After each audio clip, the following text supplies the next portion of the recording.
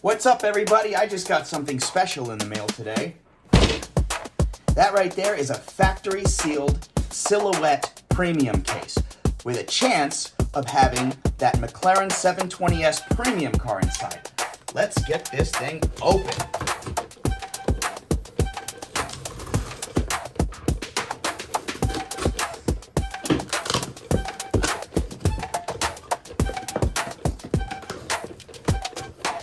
All right, let's see.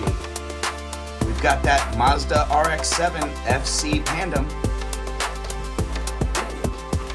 Two of those guys.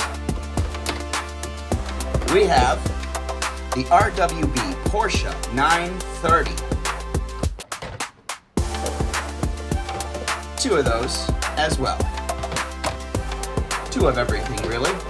We've got the Liberty Walk ER34 Super Silhouette Nissan Skyline. What a fantastic car that is. Two of those. Next we have, Liberty Walk Works McLaren 720S, not the Chase. Drum roll, please. All right, so we've got Liberty Walk Works McLaren 720S, not a Chase. We've got two of the regular premium cars. And the last car that's in here is the Nissan 300ZX. Obviously, two of those.